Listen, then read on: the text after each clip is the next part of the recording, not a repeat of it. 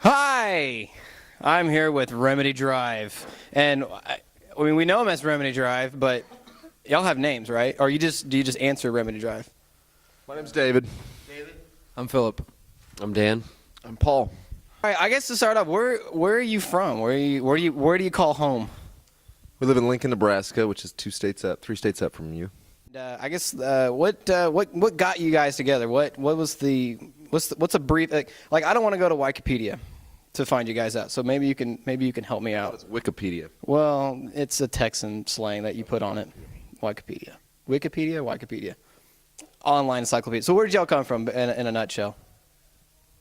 We actually started in our parents' basement. We're all 4 brothers, and we started jamming when we were Awesome. in high school. So what would you say be your musical influence? If you say, man, this music artist really got me kind of moving, what would it be for you? I like you too. It's a beautiful day. One of my favorite bands right now is Jimmy Eat World. I think they influence us quite a bit. It just takes some time, little girl in the... More than we might think. Weezer early on. Fish back in the day. Muse, Mute Math, Coldplay, Keen, Killers. The Bravery. So give me something to believe. Awesome. I like the Monkees myself. Hey, we're the Monkees. I grew up on the Monkees, so I didn't grow up on their reruns by that point, but I digress. Reruns, they re-show it, the old TV show. We didn't have a TV growing up, and Paul's a little younger. The Monkees were a band, but they also had a TV show. Yeah, they had a TV show. That's how they became a band, because they had a TV show. They were a make-believe band. A little history. I love the Monkees. They were kind of not a real band, and then they became a band because they questioned because they didn't play their own instruments on the first 2 albums. Similar to, like, Hannah Montana. Exactly. Just like Hannah I Montana. just found out recently that H. Montana is one and the same as Miley Cyrus. Really? Wow. Exclusive.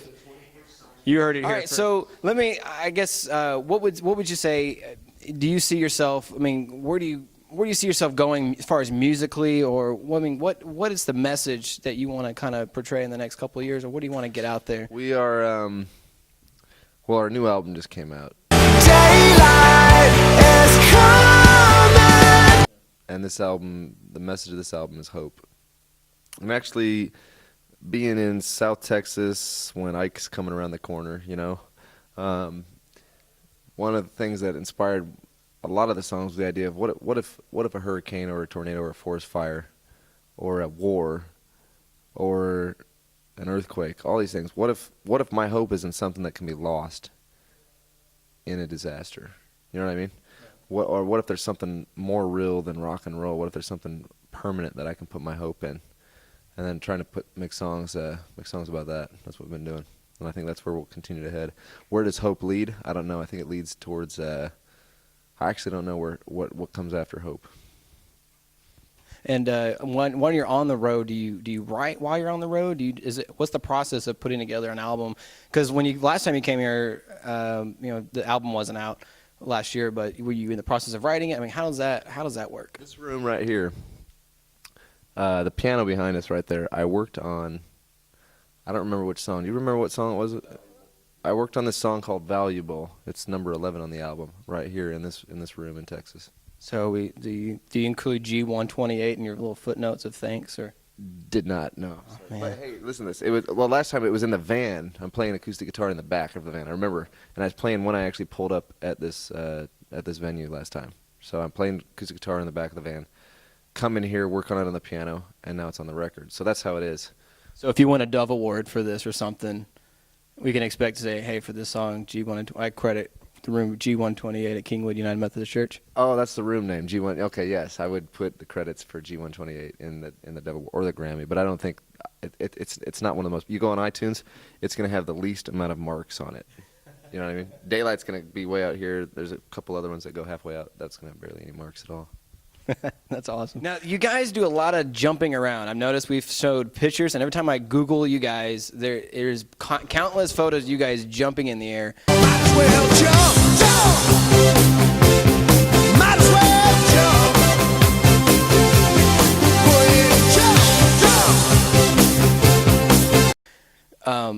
do y'all do any stretching before? Do you like to prepare? Because that seems like a lot of exercise. Because I'm a little tubby myself. We just did it, loading all our stuff in with some of the great guys from here in Texas. Yeehaw. Phil does some push-ups sometimes. It gets a little weird. I actually hurt my foot a while back, so I'm pretty stationary. He hurt his foot playing basketball with Stellar Card a year ago, and he's still feeling it. That's a story. Do you have? I guess from here you're touring. How long do you tour, and then you take a break, or is that it? We just keep going.